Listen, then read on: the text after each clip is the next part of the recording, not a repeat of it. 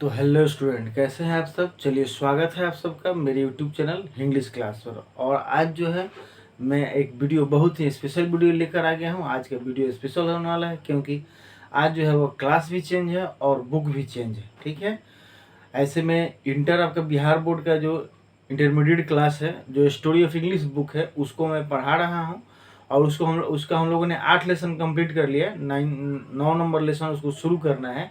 लेकिन रेनबो जो बुक है, जो मेन बुक है आपका, उसका बहुत ही मेरे पास डिमांड आ रहा था, विद्यार्थियों का मैसेज आ रहा था कि सर आप इस बुक को पढ़ाइए, तेज़ी से इस बुक को पढ़ाइए, क्योंकि हम लोग का एग्ज़ाम जो है वो जून में होने वाला है। अगर उसका चैप्टर हम लोग नहीं पढ़ते हैं तो एग्ज़ाम में हम लोग क्या लिखेंगे। इसीलिए मुझे यह आपका वीडियो जो है वो बनाना पड़ा और इस चैप्टर को लेकर आना पड़ा। ठीक है, तो चलिए शुरू करते हैं आज का वीडियो बिना देरी किए हुए। ठीक है, तो आप यहाँ पर देख सकते हैं हेडिंग क्या है आपका, Bihar board class twelfth rainbow जो बुक है, रेनबो इंग्लिश जो है, जिसका लेसन नंबर 1 है, और उसको लेकर मैं आ गया हूँ। इस लेसन में हम लोग, जैसे मैं हमेशा से बताता रहा हूँ, आपको पढ़ाता रहा हूँ, एक पूरे पाठ का समझिए कि मैं समरी बताता हूँ और 1 लाइनर क्वेश्चन में बताता हूँ, ऑब्जेक्टिव टाइप, कि अगर उसको आप पढ़ लेते हैं अच्छे ढंग से, उस लाइन को नोट कर लेते हैं, तो कोई भी ऑब्जेक्टिव क्वेश्चन आपका नहीं छूटेगा। और जो 2 नंबर वाला क्वेश्चन एग्जाम में पूछता है, 10 नंबर का 5 क्वेश्चन, उससे भी आपका कोई क्वेश्चन नहीं छूटेगा, आप उसका भी जवाब इसमें से दे सकते हैं। तो उसी तरीके से इस वीडियो को भी मैं लेकर आ गया हूँ। इस लेसन का पूरा हम लोग जो है वो समरी देखेंगे और उसके बाद 1 लाइनर उसका क्वेश्चन देखेंगे, जिससे ऑब्जेक्टिव क्वेश्चन बनता है। अगर कोई बहुत बड़ा लेसन होगा तो मैं उसको 2 पार्ट में करने का प्रयास करूंगा, लेकिन मेरी कोशिश रहेगी कि सभी चीज़ों को जो है समराइज करके मैं एक ही वीडियो में देने का प्रयास करूं। ठीक है, तो आज का जो वीडियो है वो आपका देखिए यहाँ पर, इंडियन सिविलाइजेशन और कल्चर। पहला लेसन क्या है आपका, Indian civilisation and culture by Mahatma Gandhi. ठीक है, तो इंडियन सिविलाइजेशन कल्चर का पहले मतलब समझ लेते हैं। इंडियन मतलब भारतीय, सिविलाइजेशन मतलब सभ्यता, एंड मतलब और कल्चर मतलब संस्कृति, यानी कि भारतीय सभ्यता और संस्कृति इस पाठ का नाम है, इस लेसन का नाम है। और यह अगर सबसे महत्वपूर्ण समझा जाए बात, तो यह एक क्या है, अगर कहानी का वर्क टाइप देखा जाए तो क्या है, तो यह भी एक जो है आपका एसे है। एग्जाम में ध्यान रखेंगे, यह भी जो एग्जाम में पूछता है कि यह आपका, अगर हम लोग टाइप पूछे इसका वर्क टाइप क्या है, यह वर्क टाइप, तो यह वर्क टाइप में जो होगा यह भी आपका एक जो है एसे है। ठीक है, क्योंकि अक्सर यह क्वेश्चन इस तरह का को आपका जो है लेसन से रिलेटेड पूछता है, कि आपका जो है लेसन, किसी लेसन का नाम देता है, पूछता है कि यह क्या है, एसे है, आपका जो है इंटरव्यू है, ड्रामा है, स्टोरी है, पोएम है, तो ये जानना आपको जरूरी है। तो यह एक एसे है। तो चलिए इस हम लोग पहले थोड़ा सा गांधी जी के बारे में जानकारी लेते हैं, क्योंकि बहुत महत्वपूर्ण लेखक रहे। ठीक है, हमारे देश के बहुत गौरवान्वित आदमी रहे हुए हैं। ठीक है, तो इसलिए हम लोग इनके बारे में जानेंगे। उसके बाद इन्होंने इस पाठ में क्या लिखने का प्रयास किया है, गांधी जी क्या हमें बताने की कोशिश की है, इसको भी हम लोग जानेंगे इस वीडियो के माध्यम से। तो देखिए आपका लिखा है मैंने यहाँ पर गांधी जी, बहुत चीज़ों को मैंने आपका जो है शॉर्ट वाइज पॉइंट वाइज लिखा है, कुछ इग्नोर करके, जैसे आपका एक्चुअली वर्ब इग्नोर करके, प्रीपोजिशन इग्नोर करके, आर्टिकल इग्नोर करके, क्योंकि जगह कम होने के कारण मैं अट नहीं पाता, इसलिए ऐसा किया है मैंने। तो देखिए गांधी जी आपका जो है, गांधी जी का वर्ष मैंने जन्म जो दिया है आपका 2 अक्टूबर, ठीक है, 1869 टू, और ये डेट ऑफ डेथ है, ये आपका डेट ऑफ बर्थ है और ये डेट ऑफ डेथ है, तो दोनों एक लाइन में हो गया आपका। 2 अक्टूबर 1869 और 30 आपका जनवरी 1948 इनका डेट ऑफ डेथ है, यानी कि 2 अक्टूबर 1800 आपका 69 जन्म तिथि और 30 जनवरी 1948 उनकी मृत्यु तिथि है। नोन एज, अब किस किस नाम से गांधी जी जो है वो जाने जाते हैं और आपका उनको जाना जाता है, तो इनको हम लोग बापू के नाम से जानते हैं, इनको राष्ट्रपिता कहा जाता है, इसी को इंग्लिश में हम लोग फादर ऑफ नेशन भी कहते हैं, राष्ट्रपिता को। ठीक है, यानी कि गांधी जी को जो है बापू कहिए, राष्ट्रपिता कहिए, फादर ऑफ नेशन कहिए, इन नामों से हम उन्हें जानते हैं।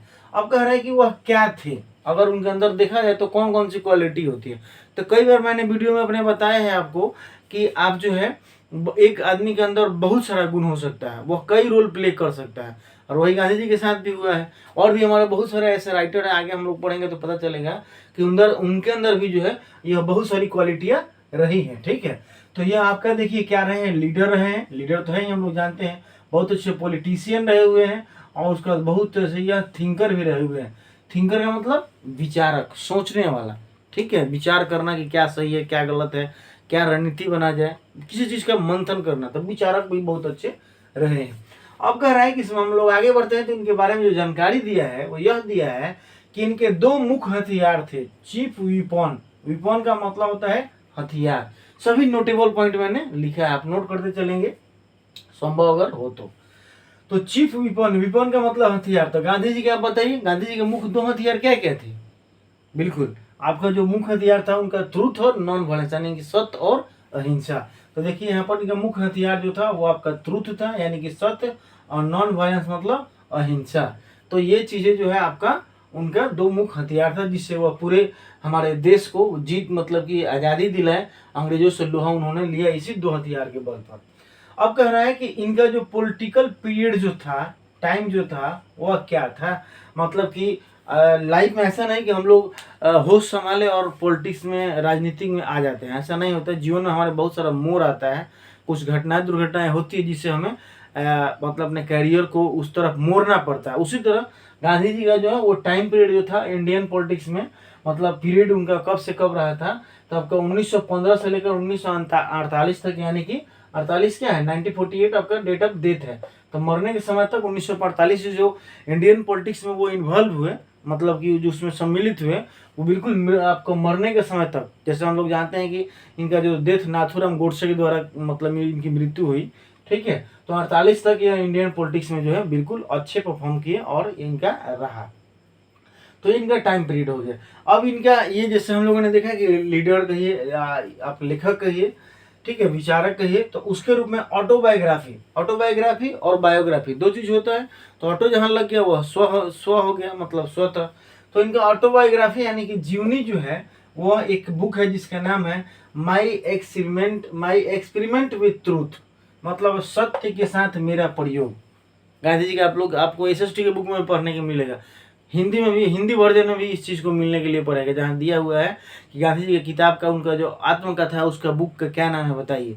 तो उसका नाम है हिंदी में सत्य के साथ मेरा प्रयोग, या जब उसको इंग्लिश में लिखेंगे तो यही आपका होगा ट्रूथ, आपका जो है माई एक्सपेरिमेंट विथ ट्रूथ, सत्य के साथ मेरा प्रयोग। ठीक है, आगे बढ़ते हैं। अब कह रहा है कि बहुत सारे आर्टिकल लिखे, wrote for Young India movement, ठीक है। आपका जो है यंग इंडिया, ये जो थे, चलिए रहने दे रहे हैं, यंग इंडिया मूवमेंट के लिए यह इन्होंने लिखा, मतलब ये आपका उस समय वो चल रहा था, लहर चल रही थी, तो उसके लिए भी इन्होंने बहुत सारे आर्टिकल को, अपने छोटे छोटे बातों को इन्होंने लिखा।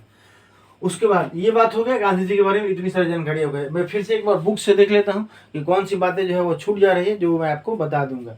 तो numerous article have written for the Young India and the speeches had deliver, बहुत सारे भाषण भी दिए यंग इंडिया के लिए, पॉलिटिक्स के लिए, देश के लिए। उसके बाद अब जो हम इस लेसन के बारे में पढ़ते हैं, the following extract the Indian civilisation and culture, Gandhi ji talks about. अब गांधी जी की बात किया जाए कि जो हम लोग लेसन आज पढ़ रहे हैं, जो ये से पढ़ रहे हैं, जिसका नाम है इंडियन सिविलाइजेशन एंड कल्चर, उसकी अगर बात करें तो गांधी जी जो है इस लेसन में, इस एसे में किस चीज का चर्चा किए हैं, वर्णन किए हैं, तो इसमें आपका चर्चा हुआ है talks about the sound foundation of Indian civilization. ठीक है, गांधी जी जो है बात करते हैं sound foundation of Indian civilization, मतलब गहरा जो नींव है हमारे भारतीय सभ्यता का जो नींव है, ठीक है, जो गहराई है उसका, जो आपका मूल रीढ़ समझिए है, उस चीज को चर्चा इस लेसन में गांधी जी पूरा किए हुए हम लोगों को पढ़ने के लिए मिलेगा। तो किस चीज का चर्चा हुआ, किस चीज के बारे में बात करते हैं गांधी जी, तो talks about the sound foundation of Indian civilisation. और कुछ देख लेते हैं, and find the civilization which the successfully with the passage of time, जो कि बिल्कुल सही उन्होंने, गांधी जी ने इसमें बिल्कुल सिद्ध करके दिखा दिया है कि आज़ादी के इतने वर्ष बाद भी, या जो सिविलाइजेशन हमारे पूर्वजों से हमें मिला था, जो सबसे बेस्ट, सबसे मतलब अद्वितीय सिविलाइजेशन कल्चर जो हमें मिला था, वो चीज़ को आज भी हम लोग निभाते आ रहे हैं, इस युग तक, मॉडर्न एज तक जो है उसको हम लोग लेकर आए हैं, जैसे क्या तैसा, बिल्कुल कोई परिवर्तन, चेंजेस नहीं हुआ है उसके अंदर, हम लोग उसको मतलब कि आगे बढ़ाने की कोशिश कर रहे हैं। ठीक है, तो ये था आपका and match Indian civilization elevate the moral beings, और इसमें इंडियन सिविलाइजेशन की चर्चा ही नहीं। किसी चीज़ को बेस्ट हम लोग कैसे बता सकते हैं, पता कैसे चलेगा कंपेयर, जब तक कंपेयर उसका नहीं करेंगे।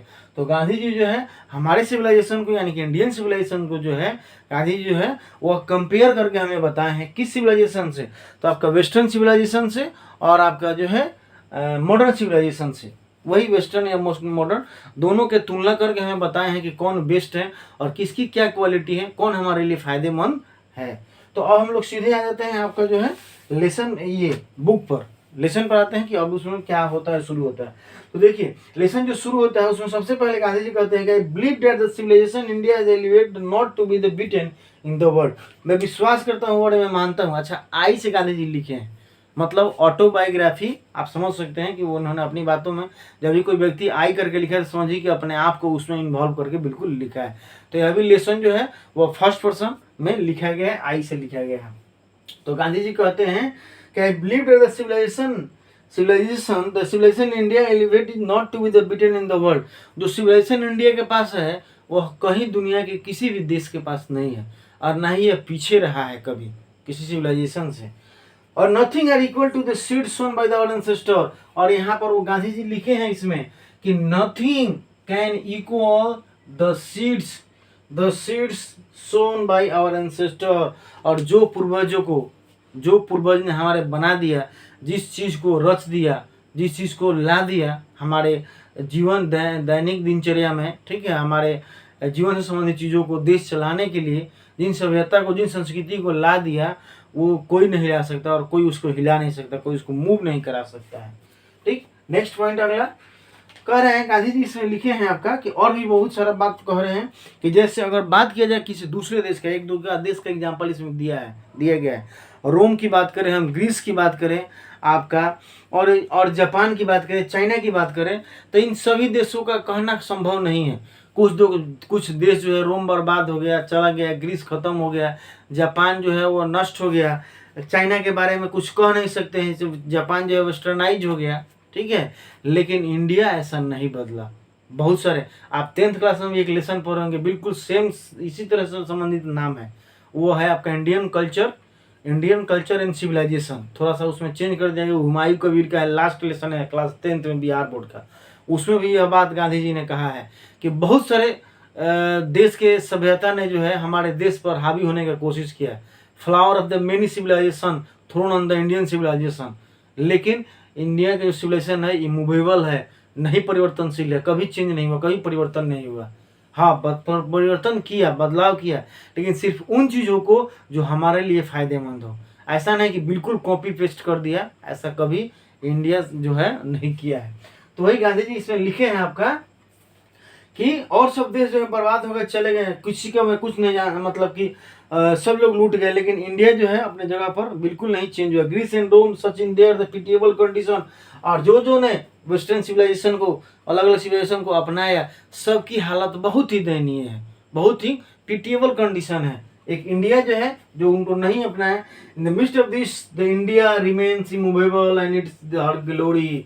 और कह रहा है इन सभी चीज़ों में इंडिया का जो सिविलाइजेशन है वो इमूवेबल है। एग्जाम में पूछता है इमूवेबल सब, इसका मतलब क्या हुआ, जो कभी नहीं परिवर्तन होने वाला।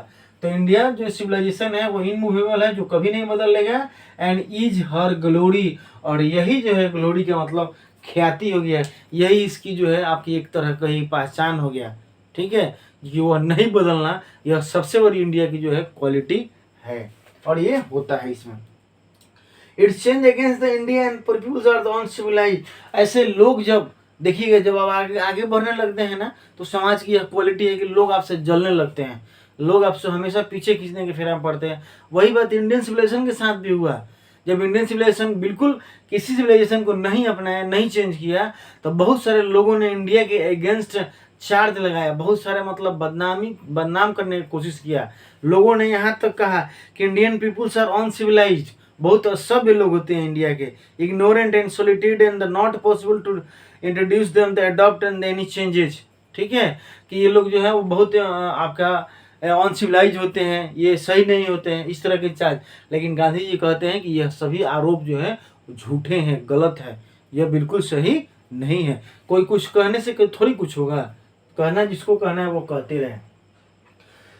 तो और आगे ये बात है, it's charge against the merit, हमारे गुणों के प्रति वो आपका जो है वो लगाया गया क्या आपका मान एलिगेशन लगाया गया। adhere to changes and the trust in the right Indian culture remains steady, लेकिन इंडिया जो है अपने जगह पर बिल्कुल स्टेडी मूव नहीं किया है। This is the beauty and it is the sheet anchor of our hope, और यही जो है चेंज नहीं हुआ, जो नहीं चेंज हुआ, यही आपका क्या है, the it's the beauty of India, आपका जो यह इंडिया की जो है दिस इज आपका दिस इज हर ब्यूटी, ये इसकी खूबसूरती है कि वह चेंज नहीं हुआ, किसी भी चेंजेस को अपनाया नहीं, परिवर्तन में नहीं डाला, ठीक है, अपने आप को इस विषम स्थिति में भी कंट्रोल करके रखा। Civilization mean the mode of conduct which point out the man path of the duty. अब बात आती है सिविलाइजेशन सिविलाइजेशन सिविलाइजेशन, तो सिविलाइजेशन का मतलब क्या होता है, तो इसमें गांधी जी लिखेंगे civilization means mode of conduct, मतलब काम करने का जो तरीका होता है उसका। इसमें पूरा लाइन अगर पढ़े तो लिखा है कि mode of conduct which point out the man the path of duty, जो हमें बताए, हमारे कर्तव्यों को दिखाए, हमारे कर्तव्य को दिखाए, बताए, समझाए, वही क्या हो गया, सिविलाइजेशन हो गया। मोड ऑफ कंडक्ट हो गया, किसी भी चीज को कराने का एक तरीका हो गया, आपको बताने का एक तरीका हो गया। और उसके बाद और गांधी जी इसमें कहते हैं and the performance of the duty observe the morality and the convertible terms, और यही जो है हमारा ड्यूटी, हमारा जो कर्तव्य है जो है वो हमारे दिखाता है हमारे मोरल को, ठीक है। अगला पॉइंट जो है समझने वाली, the Gujarati equivalent of the civilization mean good conduct. अगर कहा जाए इसमें तो गुजराती इक्विवेलेंट, गुजराती में अगर कहा जाए या गुजरात वाले लोगों के हिसाब से कहा जाए तो सिविलाइजेशन मीन्स वो लोग कहते हैं गुड कंडक्ट।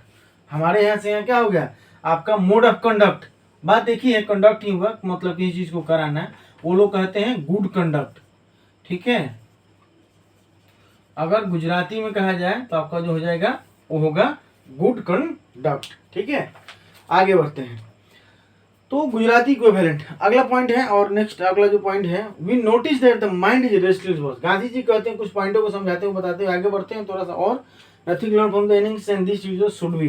तो we notice that the mind is restless boss. अब इस सभ्यता का एग्जाम्पल देने के लिए हमारे वो दिमाग को बताते हैं, कहते हैं कि माइंड क्या है, तो mind is a restless bird है, दिमाग हमारा एक बेचैन पक्षी है। अब बेचैन पक्षी किस सेंस में कहते हैं, हम लोग किताब से देखते हैं कि गांधी जी क्या कहते हैं कि mind is a restless bird. क्यों कहते हैं, the more it's get the more it's want still remain unsatisfied. Gandhi ji ने क्यों कहा कि माइंड इज ए रेस्टलेस, हमारा दिमाग जो है एक बेचैन पक्षी है, ठीक है, असंतुष्ट पक्षी है, क्योंकि जितना इसे खिलाया जाएगा, जितना इसे दिया जाएगा, उतना ही यह मांगेगा, और सब उतना मिलने के बाद भी यह अनसेटिस्फाइड रहेगा, मतलब दिल मांगे मोर वाली बात है, ठीक है। आज दुनिया का कोई भी सबसे धनी आदमी भी अगर है, उसके बाद बहुत पर्याप्त पैसा है, पैसा से भरा हुआ है, उससे भी अगर पूछा जाना कि आपको पैसा चाहिए कि नहीं चाहिए, तो वो ना नहीं कहेगा, बात तो वही है। इसी सेंस में गांधी जी ने कहा है कि माइंड जो है वो क्या है, रेस्टलेस बर्ड है। ये बहुत इंपॉर्टेंट लाइन है, इस आपका लेसन का एग्जाम में पूछता है कई बार आपका, कि mind is a restless bird, दिमाग जो है एक बेचैन पक्षी है, क्योंकि जितना इसे खिलाया जाए उतना यह और चाहता है। The more we indulge in our passion the more unbridled they becomes.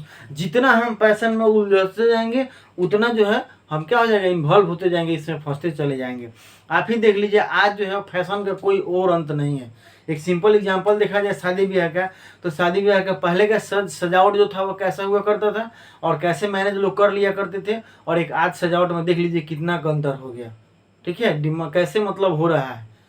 तो ये बात इसीलिए गांधी जी यह इस बात को कहे हैं। आगे थोड़ा सा बढ़ते हैं, और मेन पॉइंट जो मुख्य पॉइंट है, ये man is not necessarily unhappy because is rich or unhappy because is poor. Gandhi ji अब एक बात बताते हैं अगला पॉइंट में जो है आपका, कि ऐसा नहीं कि जो धनी व्यक्ति है वो खुश है और जो गरीब व्यक्ति है वो दुखी है, यानी गरीब व्यक्ति जो है वो दुखी रहता है और अमीर व्यक्ति जो है, धनी व्यक्ति जो है वो सुखी रहता है। ऐसा कुछ नहीं है। गांधी जी कहते हैं, देखिए इसमें उन्होंने कहा है, बताया है कि rich are often seen to be unhappy and poor to be happy. कह रहे हैं कि the rich are often to be happy. ऐसा देखा गया है कि अक्सर जो है आपका धनी लोग नाखुश होते हैं, अनहैप्पी होते हैं। अब आप कहिएगा कि सर ये कैसे संभव है, तो संभव है। जिनके पास बहुत ज़्यादा धन दौलत, खेत खलियान, मकान बतान, दुकान है, उनको रात में टेंशन है किसमें ताला बंद किए, किसमें नहीं बंद किए, किसमें चोर आ जाएगा, किसमें आग लग जाएगी, तो उनको टेंशन नहीं है। रात में देर से सोएंगे, जल्दी उठेंगे, दिन भर सीसीटीवी चेक करेंगे कि वहाँ पर क्या हो रहा है, ठीक है। इस चक्कर में उनको नहीं आया। पैसा बहुत हो दिखे तो टेंशन है कि भाई कोई मार कर छीन न ले, इस तरह की बातें हैं। लेकिन जो गरीब बेचारा है, मजदूर आदमी, वो क्या करेगा? अपना खाया पिया भर छिपा जो है सतुआ खाया, एक छिपा पानी पी लिया, उसके बाद आराम से खाट बिछा कर पेड़ के नीचे सो गया बिंदास होकर। खूब से खूब कोई उसका चुरा ले जाएगा तो चप्पल चुरा ले जाएगा, और क्या ले जाएगा? ठीक है, तो इसीलिए गांधी जी इसमें कहे हैं कि rich are often to be happy, but आपका जो है वो पुअर, हाँ पुअर जो है, a man is the necessarily to because the rich and happy and the poor to be happy. Million will always remain poor.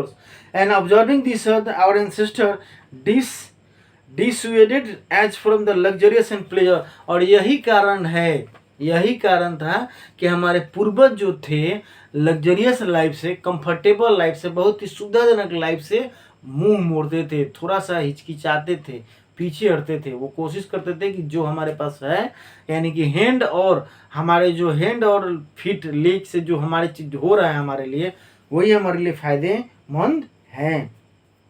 और we have to manage with the same kind and the plough and existed the thousand of year ago. और बहुत समय पहले अगर बात देखा जाए तो जितनी आज सुविधाएं उतना सुविधाएं नहीं था, लेकिन फिर भी लोग जो थे क्या रह पाते थे, बिल्कुल इस चीज़ में जी रहते थे।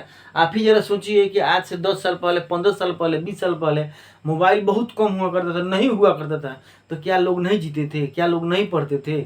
ठीक है, लेकिन आज इतनी सुविधाएं होने के बाद भी पढ़ने में कितनी दिक्कतें हो रही है, कितना हम डिफिकल्टी फेस कर रहे हैं, चाहे नहीं पढ़ पा रहे हैं। और उस समय लेकिन मात्र किताब और शिक्षक माध्यम था, उसमें लोग पढ़ के क्या से क्या कर जाते थे और क्या कर दिए। तो इस बात से गांधी जी ने इसमें कहा है। अब कह रहे हैं कि वो अब आपको मैंने एक बात कहा कि वो लोग इसीलिए मतलब हाथ और पैर के जो नियम था या काम था उसी में कर कर संतुष्ट रहना चाहते थे। तो आपके दिमाग में एक ख्याल आता होगा कि अरे वो लोग जानते ही नहीं थे, ठीक है, वो लोग उसका आविष्कार करना जानते ही नहीं थे। तो ये बिल्कुल गलत है। इस बुक के हिसाब से, इस लेसन के हिसाब से लिखा गया है कि it was not that we did not how to invent machinery, but our forefather knew that if we set our heart such after such things we would become slave of those our moral fiber।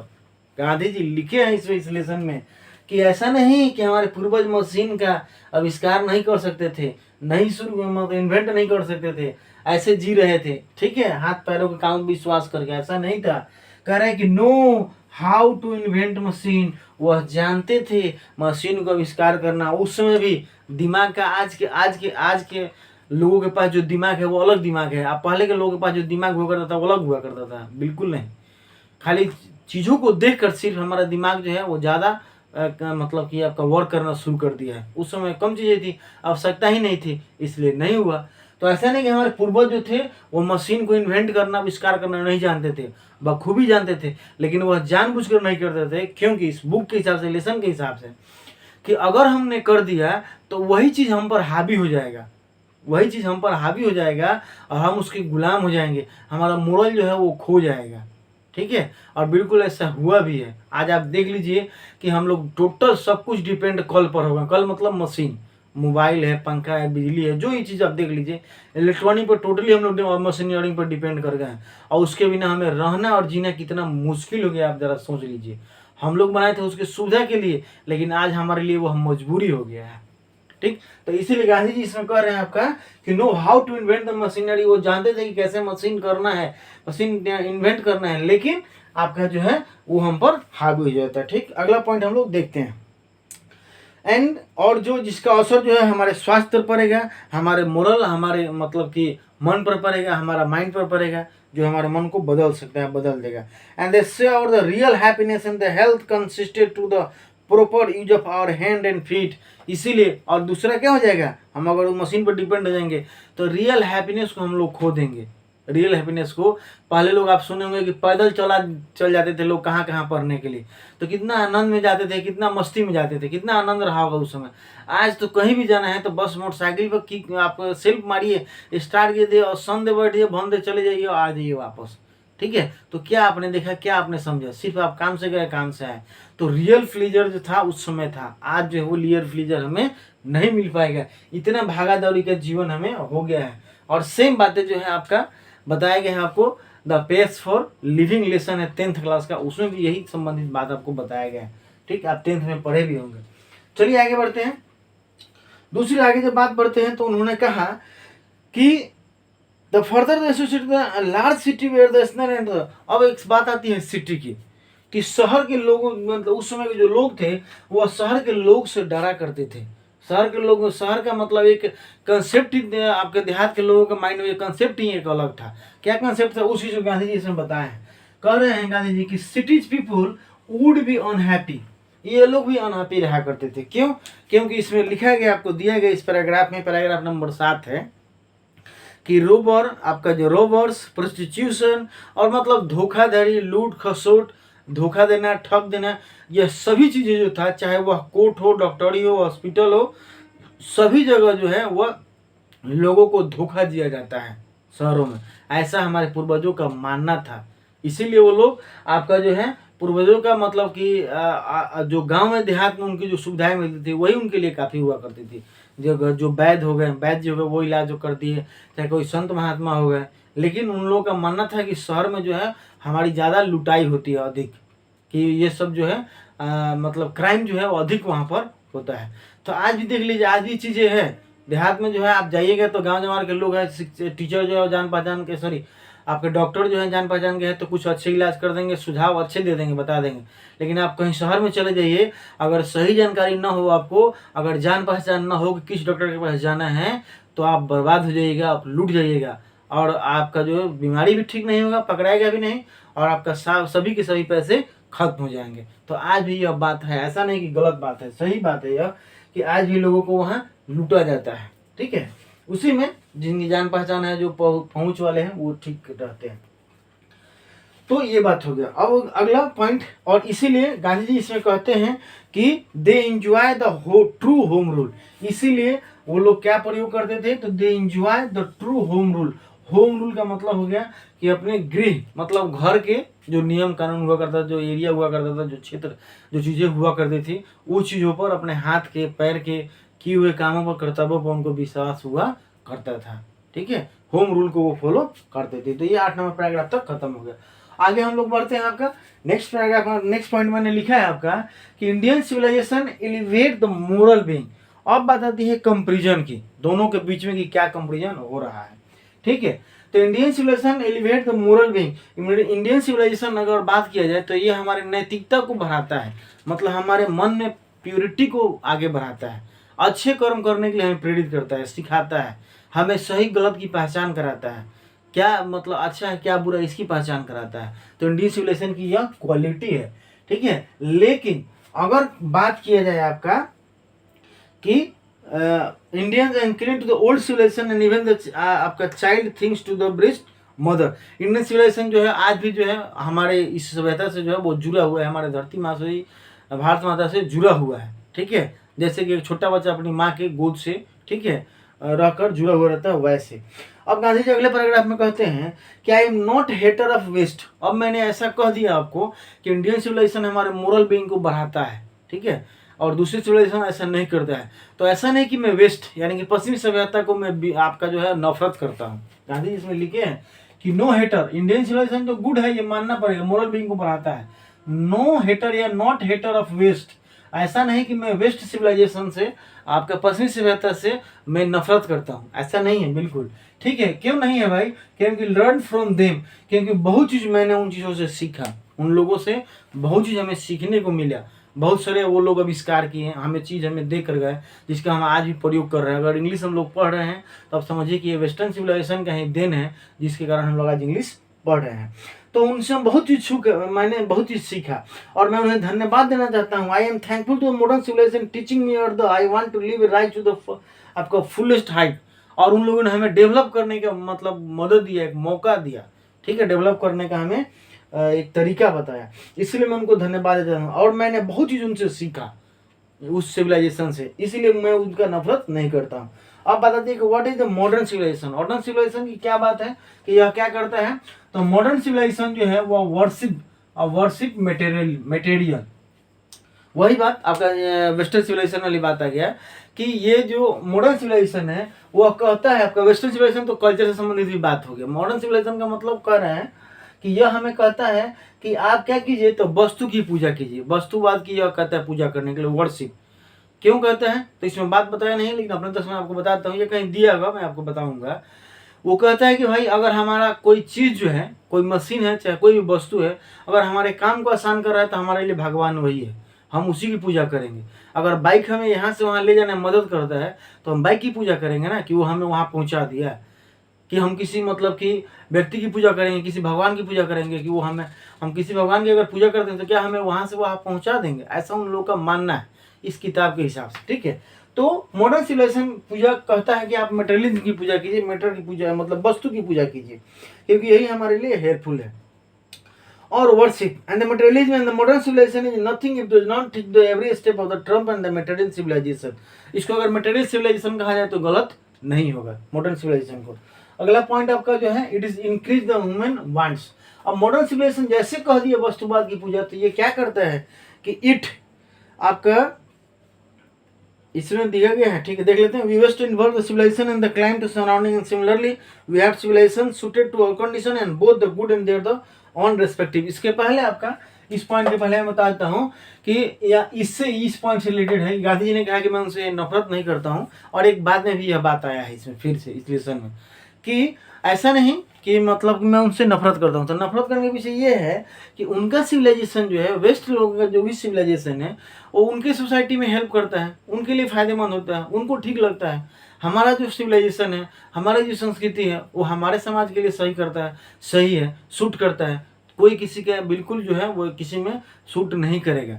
ठीक है, जो वहाँ का पहनावा हो रहा हुआ है, कल्चर है विदेशियों का, महिलाओं का, चाहे जेंट्स का, जो भी है, हमारे यहाँ अगर ऐसा किया जाए तो वो संभव नहीं है। और हमारे यहाँ का जो पहनावा हो रहा हुआ है, उन लोगों को वहाँ नहीं, मतलब कि ज़्यादा अच्छा नहीं लगेगा। ठीक है, तो ये दोनों का जो सिविलाइजेशन है, वो चाहे वेस्टर्न सिविलाइजेशन हो या इंडियन सिविलाइजेशन हो, दोनों अपने अपने जगह पर जो है वो सही है, किसी को मैं बुरा नहीं कहता हूँ। अगला पॉइंट आपका है कि it increase the human wants. और मॉडर्न सिविलाइजेशन क्या करता है कि यह हमारे मनुष्य के चाह को बढ़ाता है। ठीक है, अब कहने का मतलब है कि इंडियन सिविलाइजेशन जो था एलिवेट करता था मोरल बीइंग को, हमारे नैतिकता को बढ़ाता था। तो वो बताता है कि रे जितना दिया गया उतना ही में खुश रहना चाहिए। हाँ, कोशिश करते रहना चाहिए बेहतर का, लेकिन जिसको भोजपुरी में ललाना कहते हैं वैसा हमें नहीं करना चाहिए। ठीक है, धीरे धीरे प्रयास मतलब कोशिश करना चाहिए।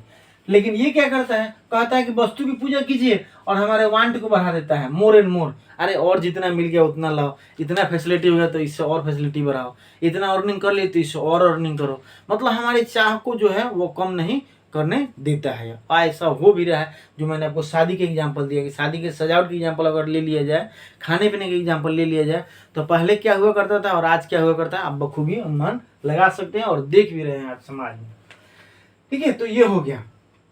अगर नेक्स्ट पॉइंट देखते हैं आपका, आगे और महत्वपूर्ण पॉइंट जो है इसमें क्या दिया गया है, यहाँ से उठाते हैं। और आपका हिंदुइज्म जो है has kept it alive up to till now. लेकिन ये तो और भी बहुत सारी बातें हैं कि हमें गिरा देता है, हमारे वांट को बढ़ा देता है। लेकिन अगर हिंदुइज्म दिखा जाए तो has kept it live up to till now. तो जो भी मतलब इन चीज़ों को अपनाते हैं, वो मतलब जो वो सिविलाइजेशन औरतें नहीं है ज़्यादा दिन तक, वो बर्बाद हो जाते हैं, ख़त्म हो जाते हैं।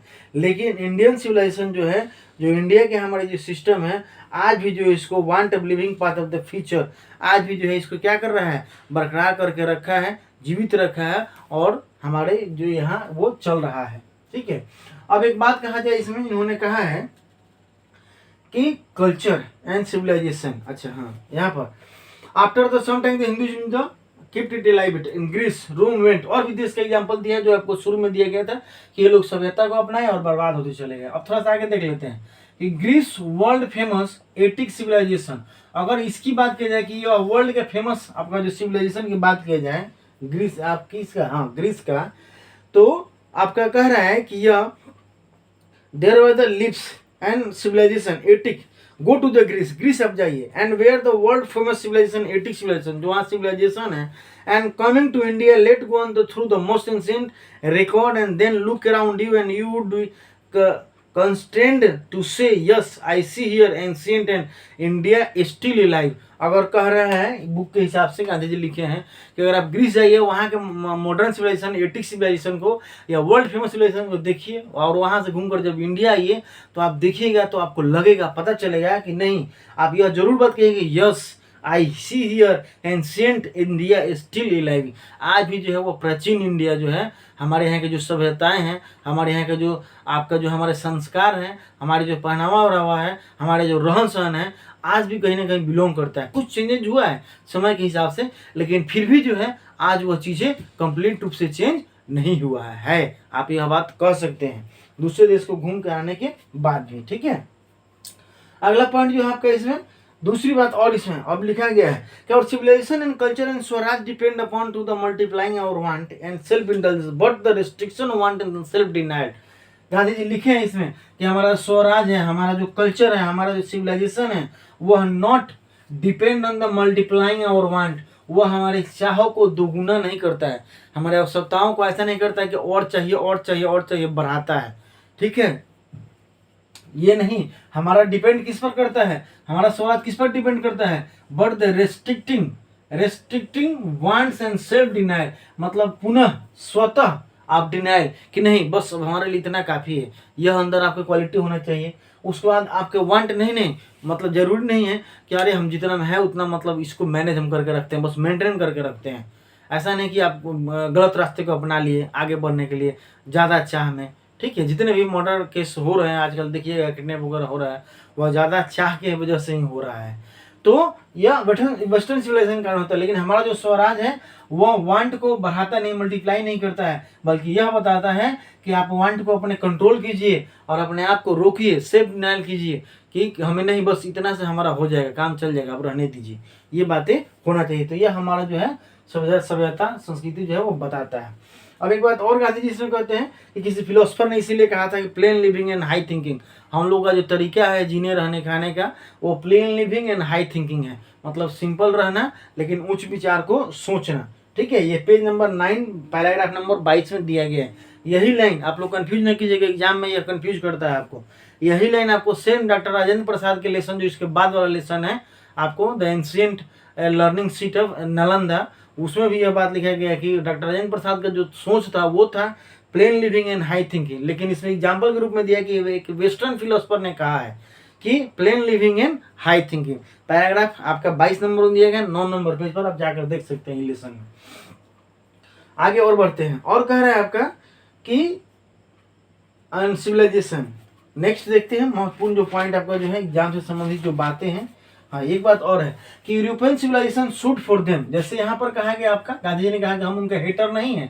ठीक है, क्योंकि उनके लिए उनका सूट करता है, हमारे लिए हमारा सूट करता है। उसी तरह बिल्कुल सेम यूरोपियन सिविलाइजेशन जो है, शॉर्ट में मैंने यूरोपियन यहाँ पर लिखा है जगह के कारण, तो यूरोपियन सिविलाइजेशन जो है वो सूट करता है फॉर देम, उनके लिए, हमारा सिविलाइजेशन जो है हमारे लिए सूट करता है और आपका सेट करता है। तो यह पूरी बात बताने के बाद लास्ट पैराग्राफ में गांधी जो है वो लिखे हैं इस लेसन में कि man must arrange his physical and culture circumstances, मनुष्य अगर कहीं जीता है ना, जी रहा है अगर जहाँ पर रह रहा है छोटा सा, तो बिल्कुल उसको अपने जगह पर जो है वहाँ पर अपने फिजिकल को और कल्चर दोनों सर्कमस्टांसेस को, दोनों स्थिति परिस्थितियों को जो है मैनेज करके अरेंज करके चलना चाहिए, रखना चाहिए। ऐसा नहीं कि हम वांट के पीछे भागते चले गए और अपने आप को बर्बाद कर दिए। ठीक, या बिल्कुल हम सुस्त हो गए और हैंडीकेप्ट में शामिल हो गए। तो इन सभी चीज़ों को पूरा जो है गांधी जी इस लेसन में यही बताए हैं कि हमारा सिविलाइजेशन है, विदेशी सिविलाइजेशन जो है, मॉडर्न सिविलाइजेशन है, दोनों में क्या अंतर है, दोनों में किस चीज़ को बढ़ाता, कौन किसको बढ़ाता है, कौन किसको घटाता है, इन सभी चीज़ों को हम लोगों ने इस लेसन में देखा और मैंने आपको बताया। यह बहुत ही शानदार लेसन है एक तरह से, और ये पॉइंट मैंने लिखा है, ये सभी ऑब्जेक्टिव क्वेश्चन आपको कई बार मैंने बता दिया। तो बस आज की वीडियो में इतना ही रहने देते हैं, फिर अगले वीडियो में आपको कोशिश करूंगा कि इसके ऑब्जेक्टिव क्वेश्चन लेकर मैं आऊँ। ठीक, और अंत में एक बात और कि अगर पढ़ाते समय में या लिखते समय में बहुत बातों का ध्यान रखना पड़ता है, कुछ स्लिप ऑफ पेन अगर हो जाए, स्लिप ऑफ टंग अगर हो जाए तो आप कमेंट करके मुझे बताइएगा, मैं ज़रूर उसको कोशिश करूंगा सुधारने का प्रयास करने का। ठीक है, तो आज की वीडियो में इतना ही, फिर मिलेंगे अगले वीडियो में, तब तक के लिए थैंक यू।